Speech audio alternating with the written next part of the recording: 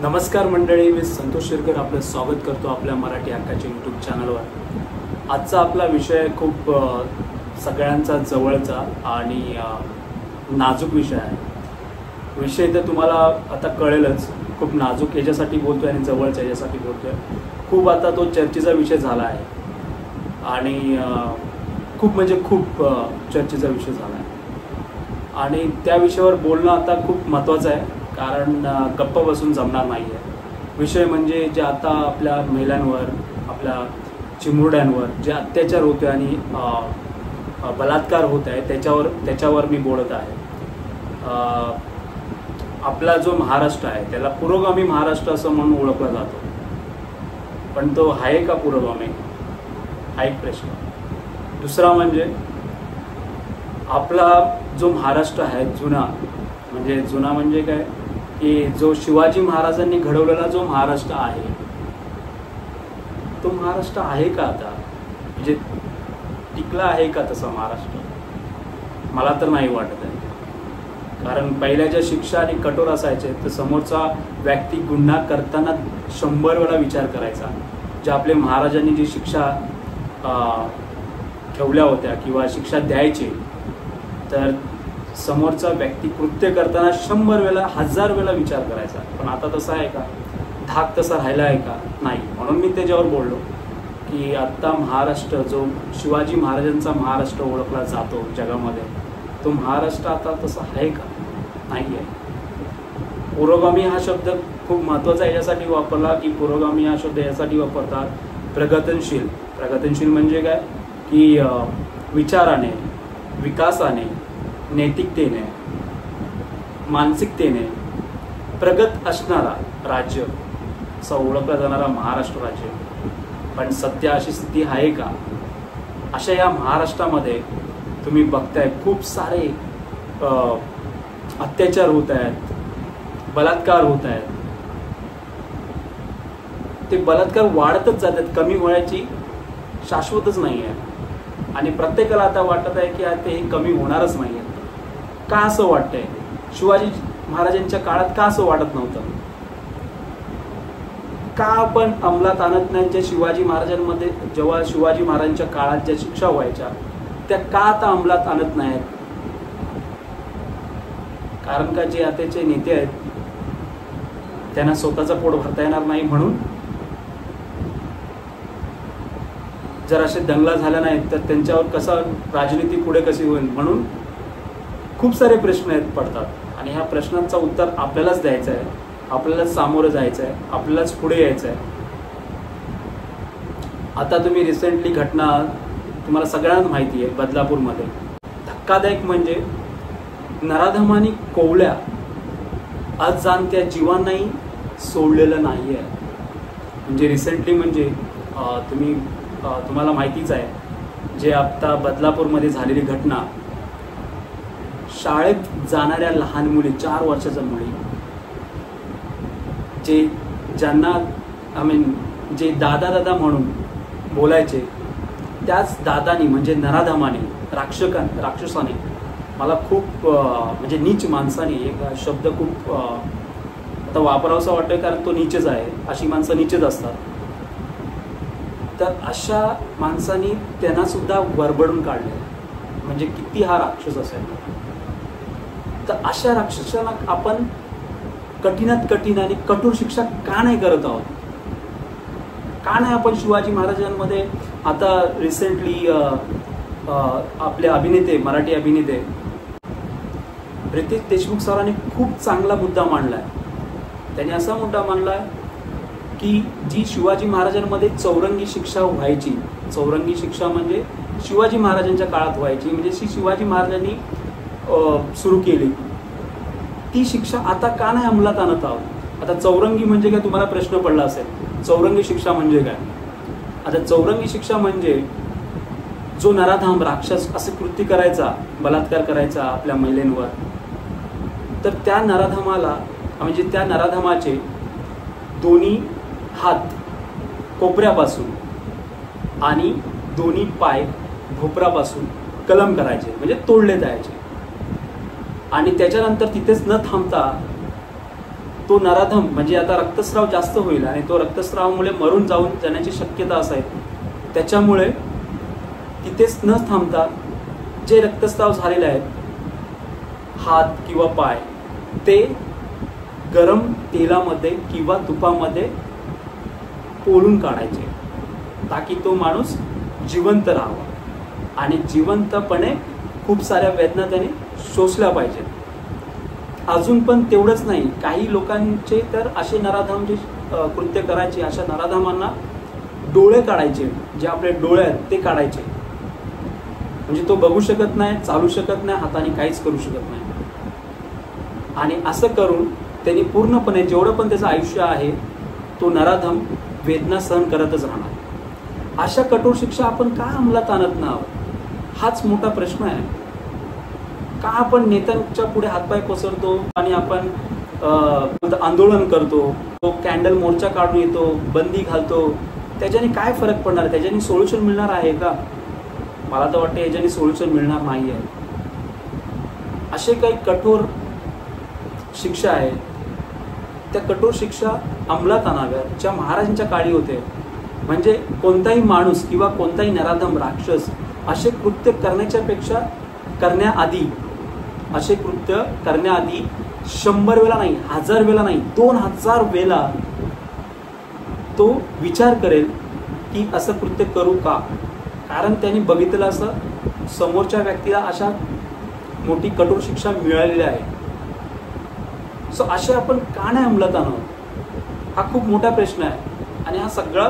आणि हा प्रश्न मलाच नाही, सगळ्या महाराष्ट्रातील जनतेला, पूर्ण भारतातील जनतेला पडला। अशा काही कठोर शिक्षा घेऊन या, तर समोरचा नराधम राक्षस जो नीच माणूस आहे तो 1000 वेळा विचार करेल अशी घटना म्हणजे कृत्य करताना।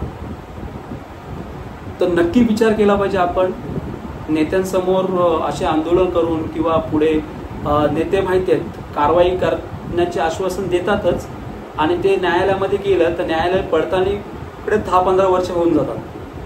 आता मला असं वाटते जे मुंबईमध्ये 2013 मध्ये एक जी घटना घडली होती, तिथे सार्वजनिक बलात्कार झाला होता। मुंबई मिल, लक्ष्मी मिल काहीतरी होतं, मला ते एवढं पूर्ण आठवत नाही आहे। अजूनही त्यांना शिक्षा मिळाली नाही आहे, म्हणजे ते पडतानाच चालू आहे।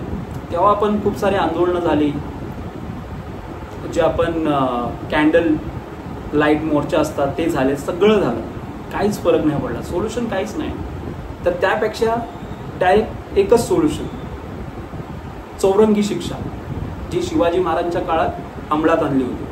सेम शिक्षा, जे मी खूप धन्यवाद करतो, कारण जे रितेश देशमुख हे खूप मराठीचे मोठे अभिनेते आहेत, त्यांनी पुढे येऊन असा विषय मांडला, खूप धैर्य लागतं आणि त्यांना माझ्याकडून सॅल्यूट आहे, कारण असं धैर्य सगळ्यांकडे येत नाही। जे मला मराठीचे पहिलेच अभिनेते वाटत असेल ते पुढे येऊन असे बोललेत, अशी शिक्षा अंमलात आणली पाहिजे, नाहीतर मग हे अशाच गोष्टी चालणार आहेत, आपण आंदोलन करत राहणार आहोत, त्याला सोल्युशन काय मिळणार नाही आहे। मी तर म्हणतो अशी जी फाशी शिक्षा देतो तो एकाच टायमात निघून जातो, पण त्याला वेदना सहन करता आल्या पाहिजे। तो समोरचा व्यक्ती असा विचार करेल, 10 वेळा, 100 वेळा, 1000 वेळा विचार करेल की बघा त्या व्यक्तीने असं कृत्य केलं, त्याच्यामुळे त्याला ही शिक्षा भोगावी लागली, तसंच माझ्यावर सुद्धा होईल जर मी असे कृत्य केलं तर त्याच्यामुळे असं माझं म्हणणं आहे की जे शिवाजी महाराजांच्या ज्या जुन्या गोष्टी होत्या त्या पुन्हा अंमलात याव्यात, ज्या जुन्या शिक्षा होत्या त्या पुन्हा अंमलात याव्यात, ताकी त्याच्यावर कडक बंदोबस्त यावेत। म्हणजे एक मला आठवतंय की एक गोष्ट होती शिवाजी महाराजांच्या काळात, जे एका पाटलांनी, किंवा आता त्या रांझा गावचा एक पाटील होता, त्या पाटलांनी असेच कृत्य केले होते। तर शिवाजी महाराजांनी त्यांना घेऊन येऊन त्यांना डायरेक्ट मारलं नाही, तर ही जी चौरंगी शिक्षा होती ती त्यांना दिली। म्हणजे काय, जे लोक राहतात आपल्या अभोवताळीमध्ये राहतात, जे परिसरामध्ये राहतात, त्यांना एक वचक बसते। वचक अशी बसते की असं कृत्य करणंच नाही, कारण असं केलं तर आपल्याला ह्या सगळ्या या मोठ्या शिक्षेला पुढे जावं, म्हणजे सामोरं जावं लागेल। ही जी कठोर शिक्षा आहे त्या कठोर शिक्षेला सामोरं जावं लागेल। म्हणून मी बोलतोय, माझं असंच म्हणणं आहे की अशा कठोर शिक्षा अंमलात आणाव्यात, तर जे नराधम आहेत, राक्षस आहेत, कृत्य करण्यापूर्वी विचार करतील 1000 वेळा की असं कृत्य करणं नाही. सो मंडळी, हा असा माझा मत होता, तो तुमच्याबरोबर मी शेअर केला. तुमचं काय मत असेल तर कमेंट करून नक्की सांगा. खूप जवळचा विषय आणि खूप वेदनाशील विषय आहे आणि नाजूक विषय आहे. सो आपली मतं मांडा, पण मतं मांडताना असं नका प्रत्येकाचे भावना आहेत त्यांना दुखवू नका. मतं मांडायला प्रत्येकाला अधिकार आहे, पण प्रत्येकाच्या भावना जपून मतं मांडा, हे खूप महत्त्वाचं आहे. परंतु आपल्याला थांबायचं नाही आहे, आता आपल्याला लढायचं आहे. आपला लढा असेल बलात्काराच्या अगेन्स्ट, अत्याचाराच्या अगेन्स्ट. आणि खूप नाजूक विषय आहे हो. नाजूक ह्याच्यासाठी आहे कारण हे नराधम आहेत, जे चिमुकळे, त्यांना जाण सुद्धा नाही आहे. अशा मुलींवर अत्याचार होत आहे, त्यांची काही चुकी नसताना. मग अशा नराधमांना कठोर शिक्षा आपण का नाही देत आहोत, का देत नाही आहोत, हा मोठा प्रश्न आहे. कठोरात कठोर शिक्षा झालीच पाहिजे, असा माझं मत आहे. तुमचं मत सुद्धा मांडा. खूप नाजूक विषय आहे, जवळचा विषय आहे. तर तुमचं मत काय आहे तो नक्की कमेंटवरून सांगा. आणि आपल्याला आता थांबायचं नाही आहे, नक्की ह्याच्यावर विचार करून कमेंट करा.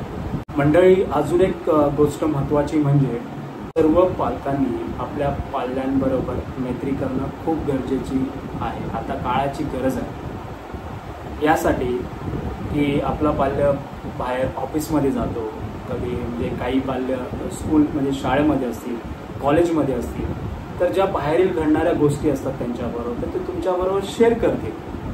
जर तुम्ही त्यांच्याबरोबर मैत्रीचे संभाषण करत नसाल, म्हणजे फ्रेंडली नसाल, तर ते तुम्हाला घाबरतील, ते तुम्हाला त्या गोष्टी सहजपणे सांगणार नाही आहेत. खूप महत्त्वाची गोष्ट आहे.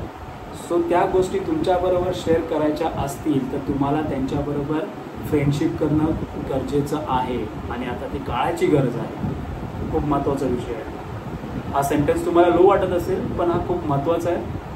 आणि दुसरी गोष्ट म्हणजे समाजाला घाबरू नका. अशा काही घटना तुमच्याबरोबर घडल्या तर पुढे या, समाजाशी लढा आणि सोल्युशन घ्या. मागे बसू नका. म्हणजे आपलं असं वाटतं आपला जो महाराष्ट्र संस्कृती आहे त्याच्यामुळे घाबरतात. अशी जर समाजामध्ये गोष्ट पसरली तर काय होणार आहे, पुढे काय होईल, भविष्यात काय होईल, अशा खूप सारे प्रश्न पडतात. पण अशा प्रश्नांना न घाबरता पुढे या, आपले विचार मांडा आणि त्यांना सोल्युशन कसे काढता येईल त्याच्यावर भांडा, फाईट करा. हे खूप महत्त्वाचं आहे. जर असं आपण केलं, दाबून ठेवलं नाही, तर पुढे अशा घटना कमी होतील, वाढणार नाही आणि त्यांच्यावर काहीतरी दबाव येईल. आपल्या सगळ्यांनाच असं वाटतं की फ्युचरमध्ये कोणाही घडावं नाही. असा जो प्रसंग आहे, अशी जी घटना आहे, फ्युचरमध्ये कोणालाही घडला नाही पाहिजे. त्याच्यामुळे जे बदलापूरचे आहेत, अजून काही खूप सारी उरणची झाली घटना किंवा दुसरी अजून घटना घडली कोल्हापूरमध्ये, खूप सारे पुढे येतात पालक आणि त्यांच्या भावना मांडतायत आणि समाजाबरोबर फाईट करतायत. तर ती खूप महत्त्वाचं आहे. तसंच तुम्हाला सुद्धा पुढे यायचं आहे. तुमच्याबरोबर घटना घडली, मागे राहायचं नाही आहे, लपून ठेवायची नाही आहे, लाज बाळगायची नाही आहे. अशा गोष्टींबरोबर पुढे येणं खूप महत्त्वाचं आहे. त्याच्यामुळे फ्युचरमध्ये अशा महिलांवर अत्याचार होणार नाही आहे. जर पुढे आला, त्याच्यावर शिक्षा झाली, तर असे जी घटना घडणार आहेत त्या कमी होतील. काहीतरी सोल्युशन निघेल, पण निघेल. जर तुम्ही घरीच बसलात, पुढे समाजाबरोबर मांडल्या नाहीत, तर काहीच सोल्युशन निघणार नाही. त्याच्यामुळे पुढे या, समाजाला न घाबरता, लाज बाळगू नका, काही नसतं. पुढे या. माहिती आहे प्रत्येकाची भावना दुखावतात, पण ही जी आताचा जो काळ आहे ते मागे राहून घाबरून नाही आहे. पुढे यावं लागेल, आपल्याला आपले मत मांडावं लागेल आणि सोल्युशन काढावं लागेल. तर हे खूप महत्त्वाचे आहेत विषय. सो असे हे मला तुम्हाला तुमच्यापर्यंत पोचवायचं होतं. तुमचे काय विचार असतील तर तुम्ही मांडू शकता कमेंटद्वारे. मी आता व्हिडिओला एंड करत आहे. आईवडिलांची काळजी घ्या, आईवडिलांना सपोर्ट करा आणि स्वतःची काळजी घ्या. चला तर भेटूया नेक्स्ट व्लॉगमध्ये. थँक्यू.